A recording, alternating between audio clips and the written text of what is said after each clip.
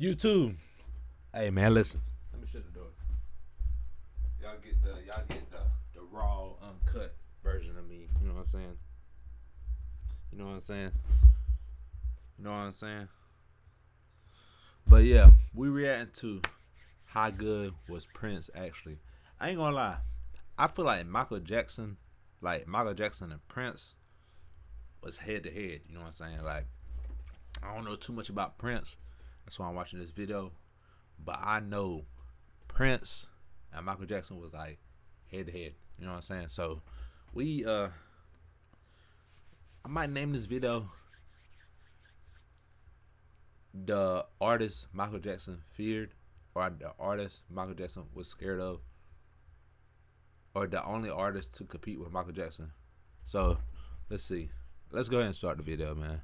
150 million records sold, 7 Grammys, an Oscar, over 600 songs released in his lifetime, and around 8,000 more sitting in a vault in Minnesota. Prince wrote, produced, and performed pretty much everything himself. And at just 19 years old, he walked into Warner Brothers and demanded full creative control over his career. Something that most artists don't even get 20 years in the business. So in this video, I had to set the purple ambiance because we're gonna find out just how good Prince really was, what he was great at, what he wasn't, and how a kid from Minnesota became one of the most influential artists in history.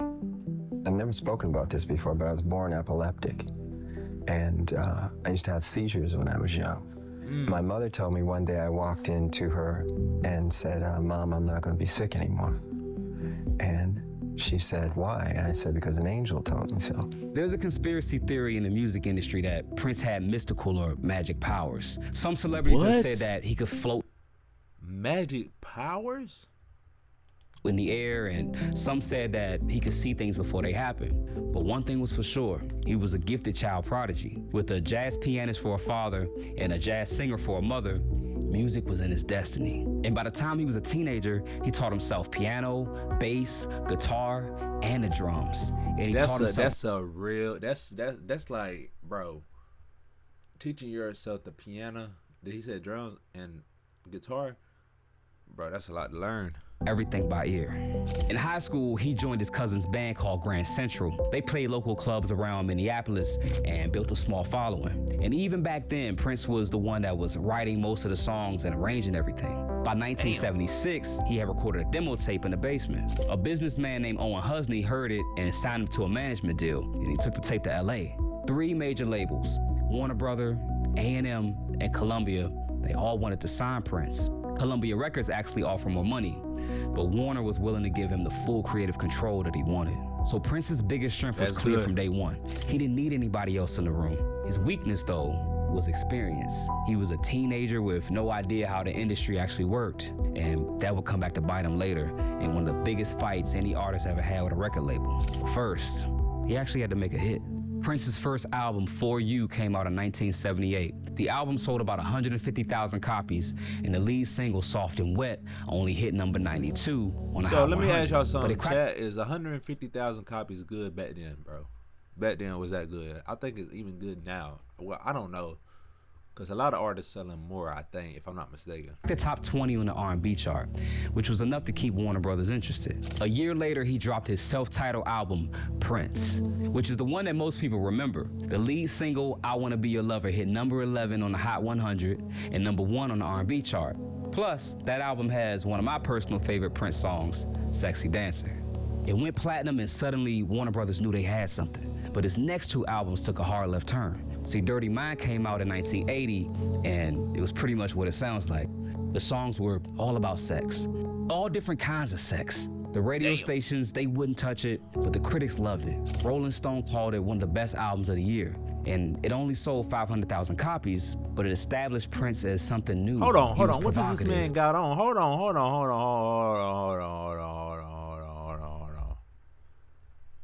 I know I'm not tripping, but I ain't gonna say that. Only sold 500,000 copies, but it established Prince as something new. He was provocative, and he wasn't apologizing for it. Then in 1981 came Controversy, and the song had him questioning his own identity. He was playing with race, sexuality, religion. It was a risky move, but the album still went platinum. But now it's 1982, one of the best years in music. Michael Jackson drops Thriller, Toto comes out with Africa, Foreigner with Waiting for a Girl Like You, and what does Prince do?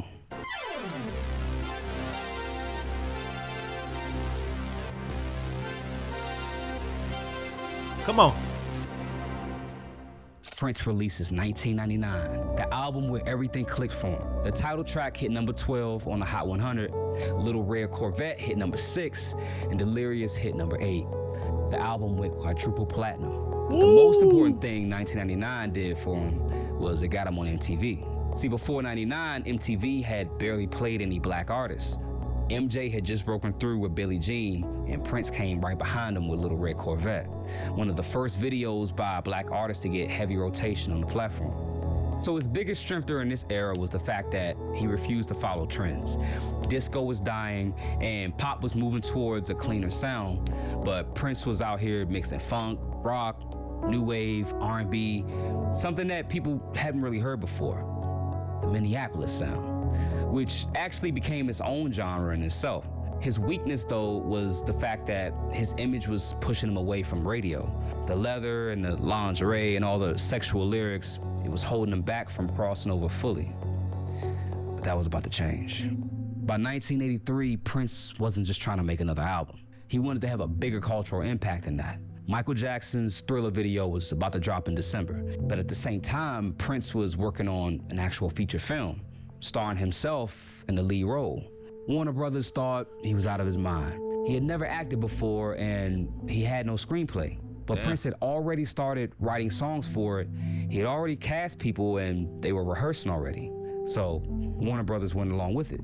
Purple Rain did over $70 million at the box office on just a $7 million budget. And it won Prince an Oscar for the best original song score. The success of the Purple Rain movie, it paved the way for future artists to be trusted with a feature film. If you think about Ice Cube with Friday or Rob Zombie with his horror movies. Now the movie was cool, it became a cult classic, but Purple Rain, the album, has become one of the best albums of all time. It sold 25 million copies worldwide, spent 6 months at #1 on the Billboard 200, and produced 2 #1 singles, When Doves Cry and Let's Go Crazy. Plus, you had Purple Rain, the song, which hit #2. And the tour was just as big, which grossed over $30 million. So by the end of 1984, Prince was reaching icon status. He was in the same conversation as people like Michael Jackson, Madonna, and Bruce Springsteen. But he was the only one that was doing it without a team of producers and songwriters behind him. But something weird started happening. God, so he was legit. This nigga was legit. You got 2 black child prodigies, right? One can dance his ass off, and the other can play every instrument. So the media tried to paint them as rivals. But Prince and Michael, they served 2 different audiences. Prince was the edgy rock star, and Michael was universal pop. But in 1985, Michael was ready to be edgy himself. So Prince got a call from Quincy Jones. The first line of that song is your buddy's mother. I said, who gonna sing that to whom? Cause you sure ain't singing it to me. And I sure ain't singing it to you. So right there we got a problem. Now the only drawback to this era was that the success of Purple Rain was so big that it kind of put Prince in a box.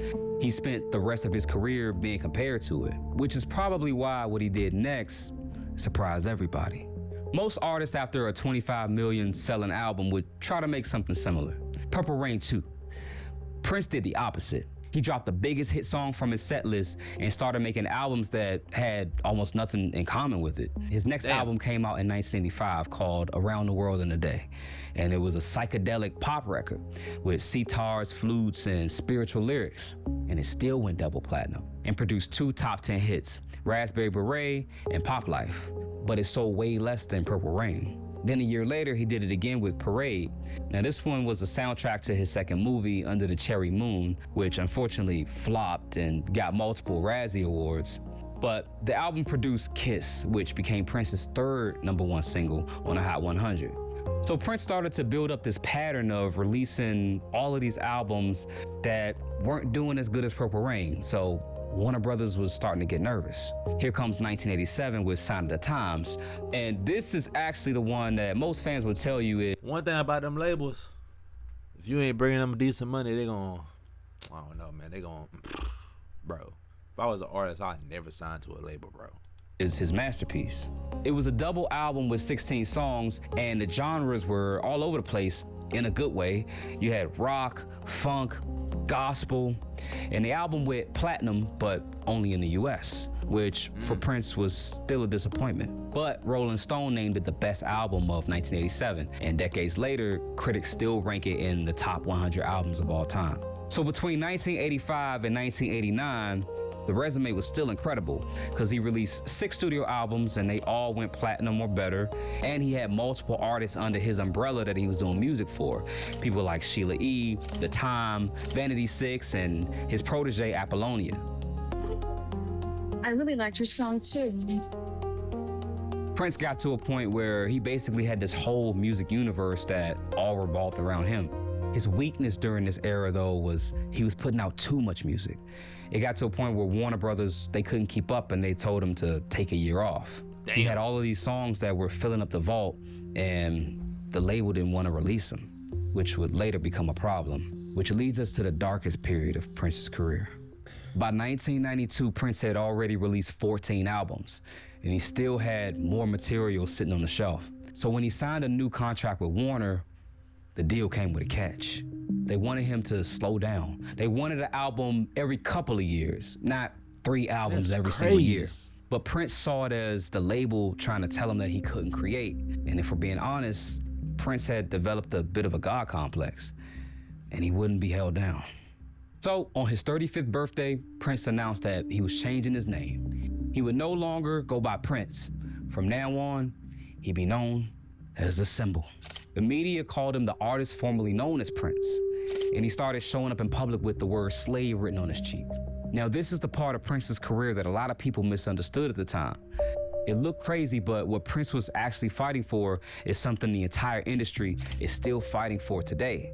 Who owns the music that an artist makes? That's See, crazy. when an artist signs to a major label, the label usually owns the master recordings and the brand associated with those recordings. The artist writes the songs, they record them, they perform them, but the label owns the physical tapes and the files. If the artist wants to release those songs later, they have to get the label's permission. If the label wants to sit on the songs forever, they can. By 1996, Prince fulfilled his contract and walked away from Warner. He released a 3-hour album called Emancipation on his own label. 3-hour and it went platinum. album? It was impressive because it was mostly sold through a mail order hotline and had almost no promotion. But this is where the commercial decline started. See, without major label marketing, Prince was on his own. He had to do the distribution, the promotion, the touring, and as good as Prince was at making music, running a label is a whole different animal. In '98, he released Crystal Ball, another album only available by mail order, but this time, the website kept crashing. People who paid for the album waited months to get it, and some fans never got it at all. It was pretty much a disaster. He realized going completely independent wasn't working, so for the next album, Rave Unto the Joy Fantastic, he signed with Arista. But there was a problem, because now, mainstream excitement isn't the same that it used to be for a new Prince album. By the early 2000s, things were pretty quiet for Prince. He was still touring and still releasing music, but commercially, he was starting to fall off the map. But in 2004, he got a second win, and he released Musicology. It was his first real mainstream album in years. Debuted at number 3 on Billboard 200, and then he went on the Musicology tour, which was the highest grossing tour of 2004. In the same year, he got inducted into the Rock and Roll Hall of Fame. Prince was finally getting the flowers he deserved. He spent years being underestimated and trying to be recognized as a true artist instead of just the wild Purple Rain guy. Been having to deal with a lot of things, getting teased a lot in school. And, you know, early in my career, I tried to compensate for that by being as flashy as I could and as noisy as I could. So his strength during this era was the fact that he didn't quit. Most artists who get out of a major label deal, they usually don't make it back. But Prince, he stayed creative, he kept experimenting, and he kept releasing music on his own terms. His weakness, though, was the execution. The mail order disasters and the streaming service that didn't get major attention. He had the right ideas about the future of music, but he didn't have the infrastructure to actually pull it off. But with the fact that he was so resourceful, and now you got the technology age coming with the 2010s, his best days were ahead of him. Unfortunately, so was the end. In 2007, Prince put on one of the best performances of his lifetime, the Super Bowl halftime show, which some people consider the greatest Super Bowl halftime performance of all time. And if you didn't believe the Prince having superpowers theory before, this is the show that might convince you. During his performance of Purple Rain, it actually started raining. Now, he didn't levitate or predict the future, but this moment is still considered one of the most iconic live moments in music history. And just like the rain, it seemed like everything was happening at the perfect time for Prince. He made peace with Warner Brothers. He signed a deal to get his masters back. He was still producing new hit records, and he was enjoying himself putting on small, intimate concerts. But in 2016, at one of those concerts in Minneapolis, he said something disturbing. He seemed great. He seemed totally fine, energetic. It just strikes me that what you're describing does not sound like a man on death's door. I certainly did not get that impression when I was there. He spoke for a couple more minutes and he said, wait a few days before you waste any prayers. On April 21st, 2016, Prince was found passed away at his home in Minnesota. Damn. Now, originally, people thought it was related to his flu-like symptoms that he was having weeks before, but it turned out that he was taking painkillers that were laced with fentanyl.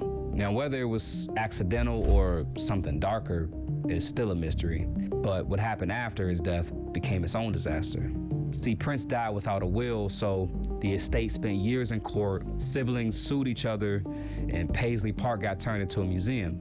And Prince's vault of music started getting released. Now, obviously, as fans, we want to hear the released tracks, but it's still sad that he didn't get to release it on his own terms like he always wanted to. So Prince's final strength was his completeness as an artist.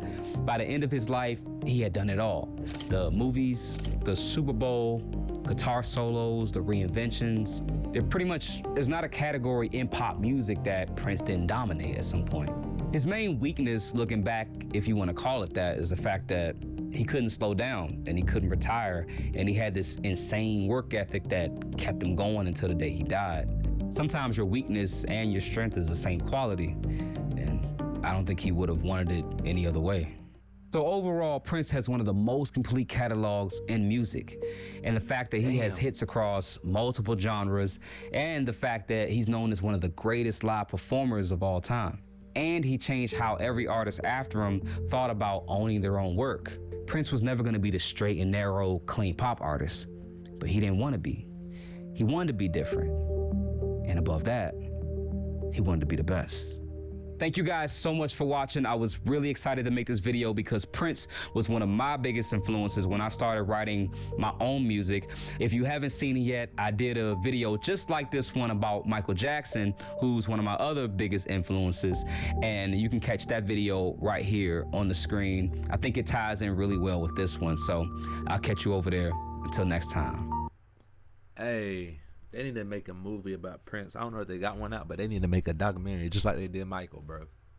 No cap, man. This is crazy, man. I ain't gonna lie, this crazy. But hey, y'all think Prince and Michael Jackson was like head to head? Y'all let me know. But hey, make sure y'all drop a like, hit that subscribe button, turn on post notifications, gang, because you never want to miss a video. I'm consistent, you know what I'm saying? We talk sports, we talk music, we talk whatever y'all want me to talk about and watch, we'll do it. But yeah, we grinding, man. Big 2026. It is May. So we grinding, man. We putting in that work, we putting in that pain. You know what I'm saying? We trying to make it out, you feel me? So hey, make sure y'all drop a like, hit that subscribe button, turn on post notifications. See y'all in the next video. I'm out. Peace.